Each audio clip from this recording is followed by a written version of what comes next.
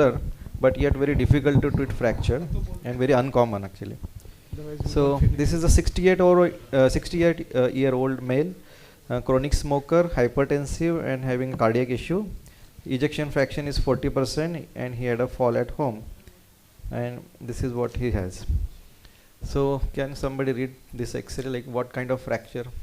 First person, give mic to him please. Siddharth, you're sitting at the wrong place. Oh, we can start from behind now. Start from behind. Chalo. 4-part fracture. So yeah, somebody was It's a 4-part fracture. It's a 4-part. No, actually the lesser trochanter is intact here. There is a small fragment over there. So LT is intact. So is it Any- transcervical, basicervical or intertrochanter? So how do you classify this fracture according to the AO classification or whatever? Somebody? Yeah, please. It's a basicervical type of intertrochanteric fracture with a separate GT fragment. Perfect. Right. So anything else? Super advanced course. Okay, right. But then actually this is the only X-ray that I have, and probably sorry. I think they will try. This was tried, but this is not a lateral view again. So this is just a full length X-ray.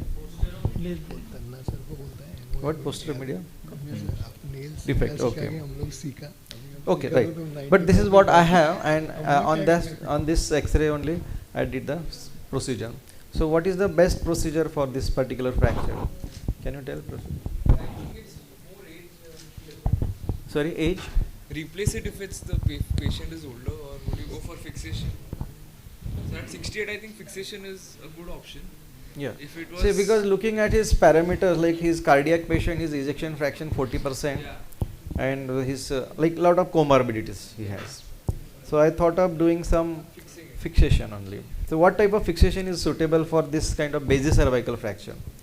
So what is the unique feature of this basis compared to the intertrochanteric ones? Rotation. What is the difference? Yeah, perfect. Will be a problem. So yeah, perfect. As Sir said, we'll go for intertime.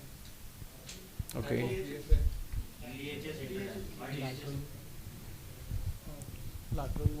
Lateral wall is intact. Yes. Good. So the lateral wall is intact. So you'll have a better, you'll have more stability. DHS or anything else also. So with a derotation screw. DHS with derotation, yeah, that is one option. So DHS because it is possible, or it will DHS because it is good. Okay. right, but this is what I did, because this was a minimally invasive and he was a very hefty patient, and this is the intraoperative CM image, AP and lateral view. So any comments on this? Madam, give it to me. You have any inputs on this X-ray, intraoperative X-ray? Give the next person.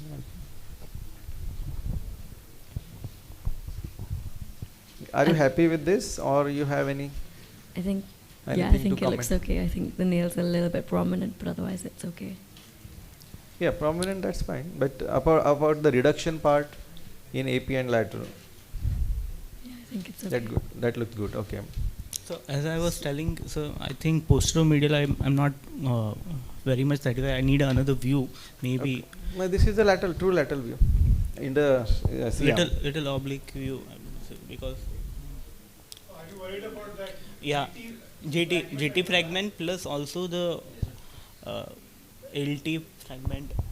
I think. LT is absolutely intact. Intact, okay. LT is absolutely intact. Because it looks like little, Okay. slit.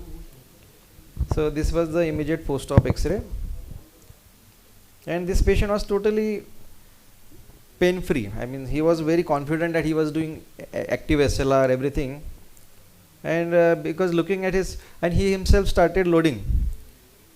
So the patient was mobilized, full weight bearing. Patient was pain-free till 1.5 months post-op, and after that he started getting the pain. Post 1.5 months post-op, he came back, and we did this X-ray, and this is showing something different now. So what's your thought on this? So what is going wrong here now? You only tell. Varus collapse. Yeah. So it is probably getting collapsed, and this is 2 months post, sorry, this is the lateral view, and it is going into the retro version also. And still I thought of just continuing this treatment, but then at 2 months post-op, this is what we got. So should we continue the same, or we should intervene, and what kind of intervention should we be doing? How bad is the problem? How bad? Now he is very painful. He is not able to weight bear now.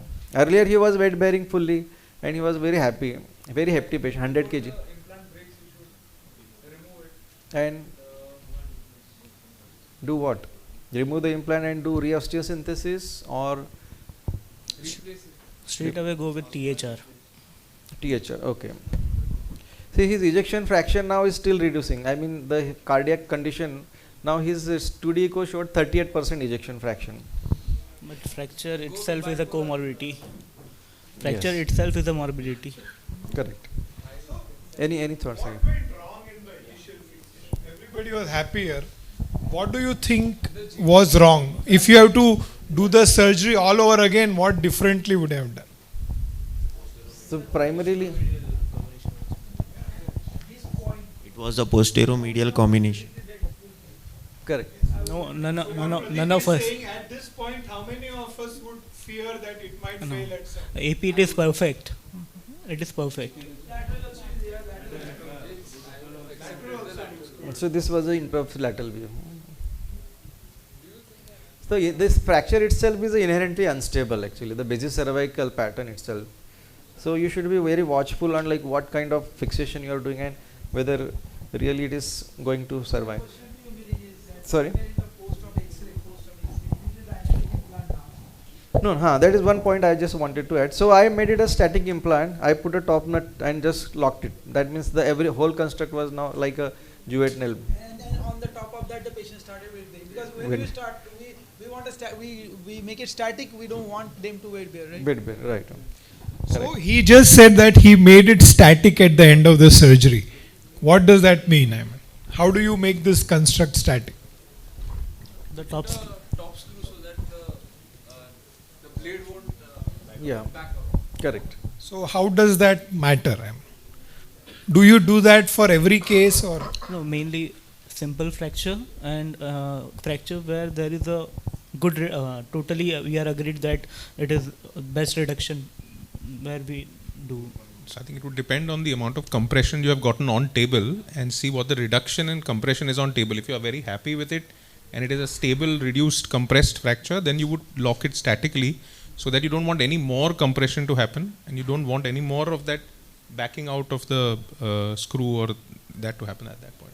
Right. How do you know that it is the best reduced compressed fracture? Intraoperatively, we get an insertional torque that is no longer it is going to get compressed. That is the So that would be in the regular PFNA too. In the TFN you can compress it more than that because it goes on till you want it to compress, but it's about seeing anteromedial CM. contact.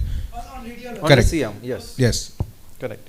So this is what I did, just replacement, and this is the stem should pass around 7 centimeter distal to the interlocking bolt, and now this is a 2 months post-op. So just to elaborate further, the similar case actually, this is a CKD patient around 67-year-old, and again see he has a similar kind of fracture. Now again he has a cardiac issue also, but this time I was little wiser, so I did a 3D CT, and this is what the 3D CT shows. So now look at this. So this much neck is in the distal fragment. This is the anterior part of this is anterior picture, okay? And sorry, this is the combination in the neck. This fracture line is going into the neck. So looking at this picture, I thought it is better not to do the same mistake that I did in the first picture. And this I discussed with the relative, and I did a bipolar only, but very simpler kind of bipolar, not a long stem. So the take home here is basicervical is a little uncommon fracture. It is not as common as the intertrochanteric one, and it is biomechanically unstable because it doesn't have a muscular attachment on the proximal fragment.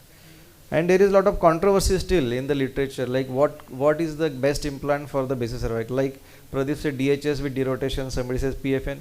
Again in PFN there are two, like PFN with 2 bolts or 1 bolt. whether helical blade and a screw, again that is a different the controversy. 3D CT is very much essential for a 3D, basic cervical fracture, because as I showed in the last case, the neck, there will be some comminution in the neck also, and that may fail later on. So these are the three different options, and primary hemiarthroplasty is one of the best viable options still, like if the age group is around 60, more than 70 or something like that. Thank you very much. So what was the age of second patient? Same, 68-year-old CKD patient and a cardiac AMI.